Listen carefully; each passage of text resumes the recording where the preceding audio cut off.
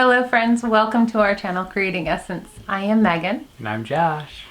Thank you so much for stopping by today. Today is our anniversary. We actually do love each other. We even really like each other. It's true. So yesterday I asked on our social media accounts if anybody had questions about marriage, us, our relationship, anything like that. Y'all had a bunch for us, which is super cool. And everybody was really excited to see Josh on another video so soon. Did you organize your thoughts? I did not organize my thoughts. I'm super unorganized. We're filming this, 4 hours after I should have already put it up. I'm so not organized. Who is messier? Oh, me. I would say we're both pretty messy. Yeah. It's just that my role as the manager of the household has made me the one who cleans all the things now. She's like a college level messy, and I'm like Olympiad. What was the hardest adjustment to married life? I don't think there was anything. I don't think so. I think it was just adulting.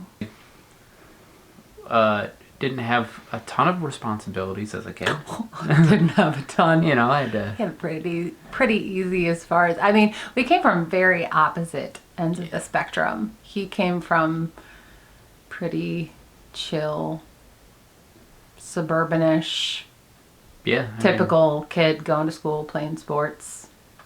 And I came from a farm where I worked full-time hours from the time I was probably 8 or 9 years old, in addition to schoolwork and all the things. What are each other's pet peeves? So what's your pet peeve of mine and what's my pet peeve of yours? I would say it's that your volume elevates very quickly. It does.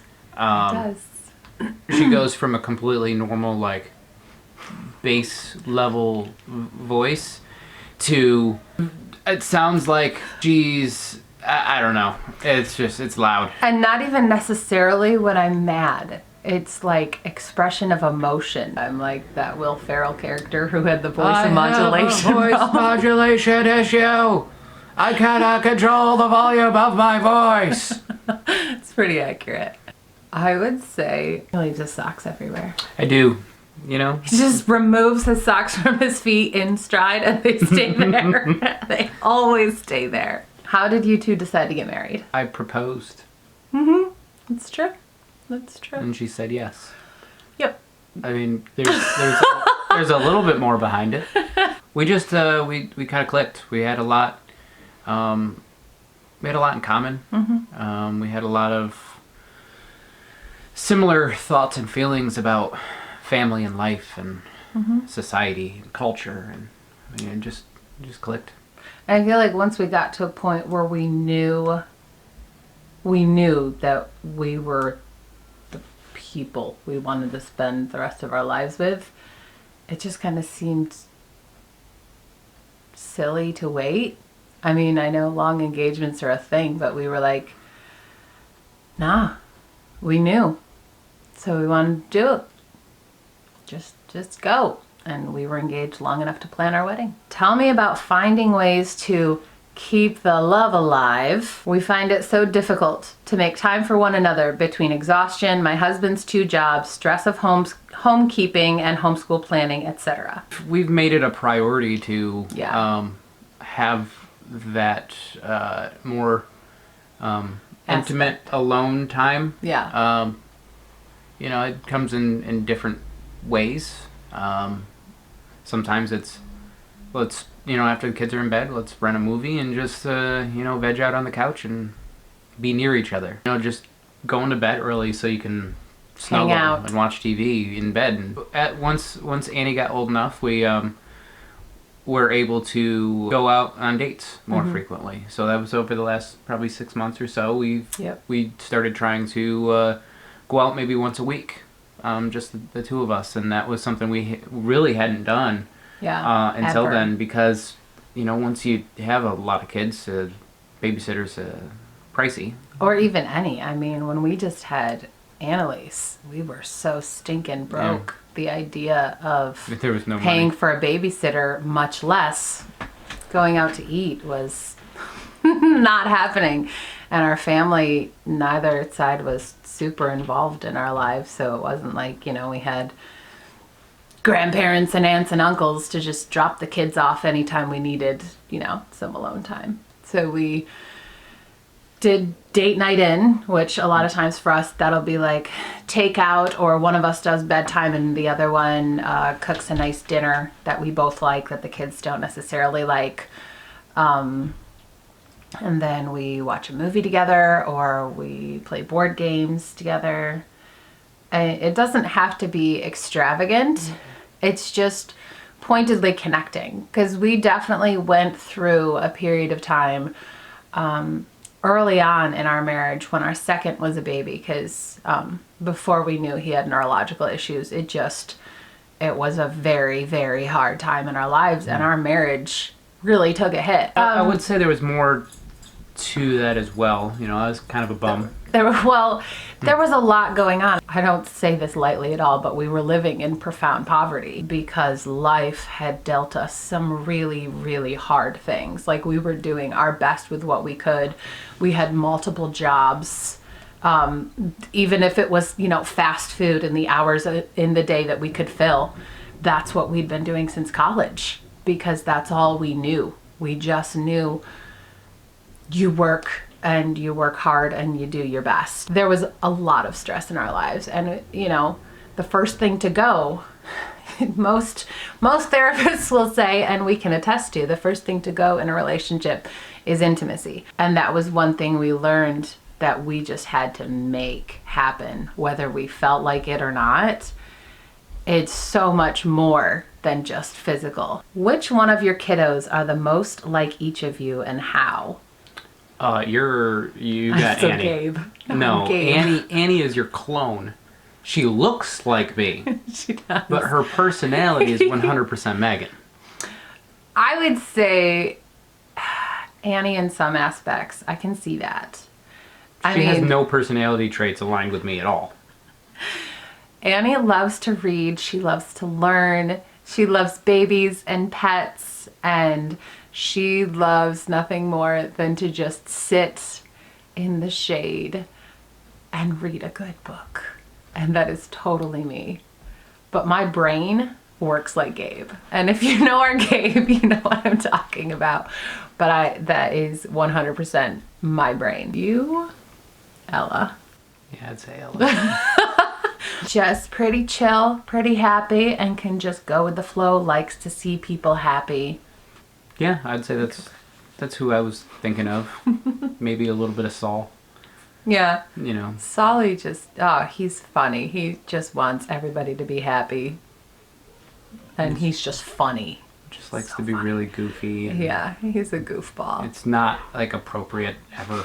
How long did you know each other before you knew you were the ones for each other? We had been joined together in a English class for freshman year. You were 18, I was 19. Mm-hmm. And the teacher just pulled our names out of a hat in a big freshman English class, and was like, it was a thesis class, and she was like, all right, these people are going to be peer review partners. Literally pulled our names out of a hat, put them together. Yeah. And then we just started chatting. I think our first assignment was like an icebreaker thing. And we ended up, you stayed in my dorm and we talked until like 4 o'clock in the morning. Mm-hmm. I think the next day was your birthday. Or that day was your birthday?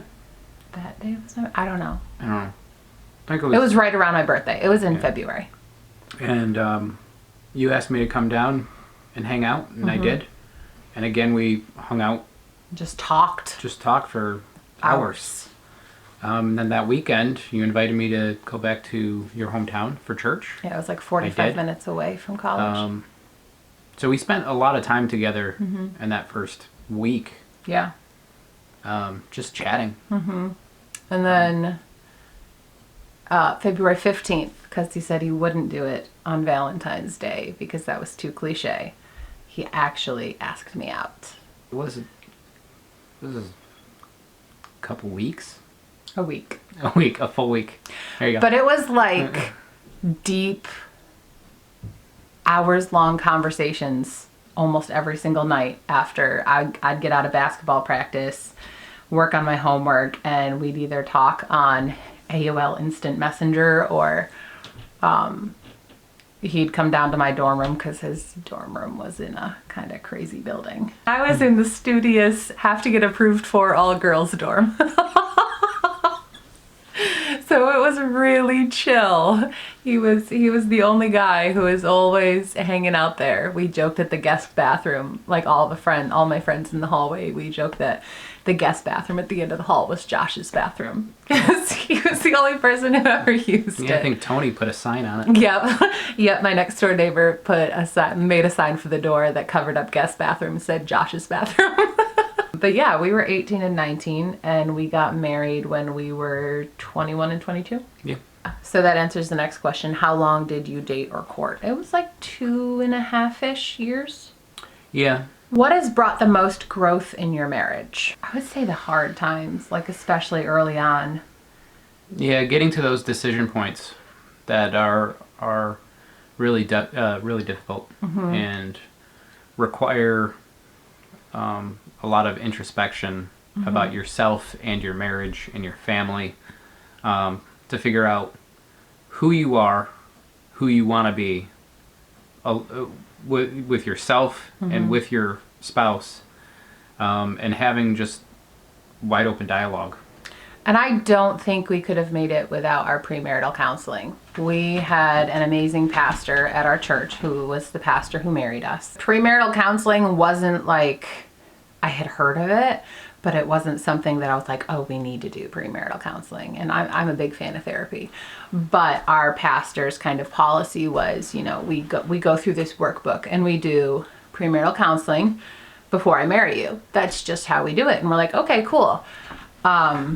And I think we met like twice a month. And we had assignments to go through this workbook. It was individual work and together. And it was just to go through like the things that most commonly cause issues in marriage. Life goals. Yeah. You know? So Just it's all on the table. Yeah. Stuff that doesn't always just come up organically, but is really good to have out there. And standards that you come to together, like mutually and separately, and bring all that information together and work through that stuff. And I feel like, I mean, it was really hard for probably the first 8 years of our marriage. We dealt with really, really hard things that most people don't ever see in their lives. And I mean, like profound poverty, joblessness, health issues, special needs child. And I feel like the work that we did in premarital counseling was so important to help us come together as people in a common front. And we were able to hold on to that so much through our tough stuff. What would be our toughest time together? I'd say probably losing Asher. Yeah, I think that was the That was most like immediate, a crisis point. Yeah, that was the most immediate, I mean, we dealt with a lot of impactful thing. Yeah. But I don't know. I feel like the years between Gabe and Aaron were all pretty rough. Yeah. I mean, it was an extended period of Yeah. some difficult time. That was a tough time. Yeah. And I feel like as much as, 2015 with everything that happened, the years of struggle leading up to that probably were like conditioning. Because in the end of January, we lost our baby in the second trimester. And then the middle of February, he was in a really bad car accident that really messed things up, damaged his spine, was really bad stuff. And then my brain, already dealing with grief, and my body was dealing with physical trauma from the surgical birth, that I still wasn't recovered from. My brain kind of decided everybody around me was dying, and I developed really, really rough PTSD that lasted for months. And it was like a crisis point. Everything else for years had been so hard, but that was like a crisis. You know, we both had to deal with the grief and all of that. And then you were physically disabled, for lack of a better way of putting it, for a while, and I was physically not in a good place.